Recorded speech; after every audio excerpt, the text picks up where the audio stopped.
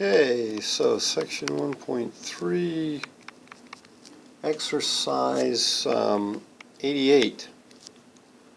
Now here they say what they want you to do is find the limit as delta x goes to 0 of f of x plus delta x minus f of x over delta x. So again, they're getting you ready for chapter 2, or actually more specifically section 2.1. I'm going to do this with an h. Again, it just sort of hurts my mind to have to do the delta x thing. It's just easier to write h over h.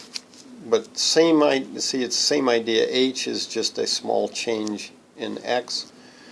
And so we're told in this one that f of x is equal to 1 over x squared. And so let's look at the limit as h goes to 0 of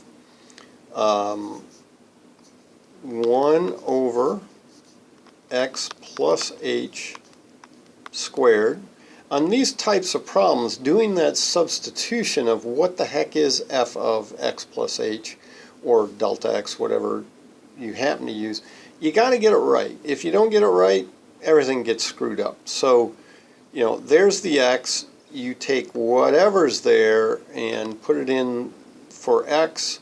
So, you know, that's inside the square. If it helps you, when you do this, start with parentheses around every possible x in there, and then take out the x and put in the x plus h. Minus 1 over x squared, and then all divided by h. Now to do this, usually the easiest way to go is get a common denominator. So multiply the left one here by x squared, the right one by x plus h quantity squared, top and bottom. And so we end up with an x squared minus x plus h squared over x squared times x plus h squared. Okay, all that divided by h. So that's equal to, well, this top part, I need to multiply out that square, so x squared. Now again, minus, be very careful of minus signs. So this is x squared plus 2xh, all in parentheses here, plus h squared. All over, now, if you do this division, you invert and multiply, so we get an h, oops.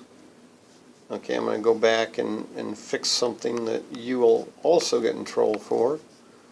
So I could slap my hand here or something like that. But you know. Notice what I do here, I drop my limit as h goes to 0. Limit as h goes to 0. Okay, because otherwise these two things are not equal.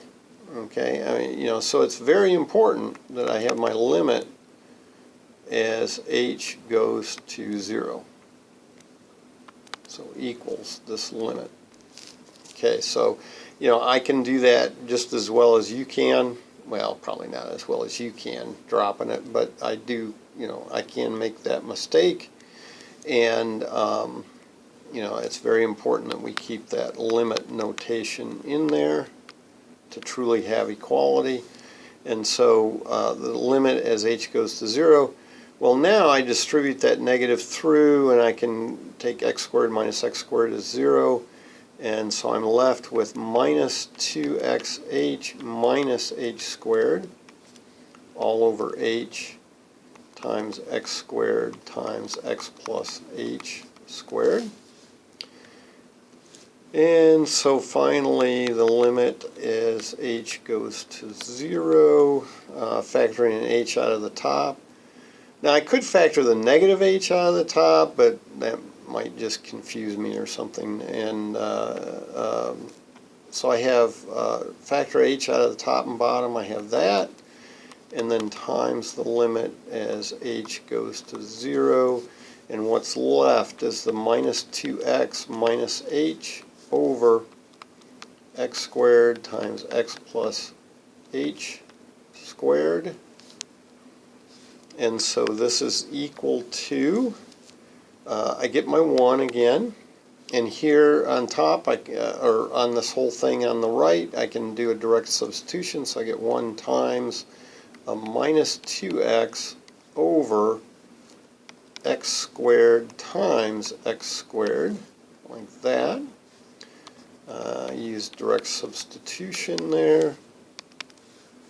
And so now I can, actually I can just do a regular cancellation of an x and a one of the powers on x there, and so I get a minus 2 over an x cubed.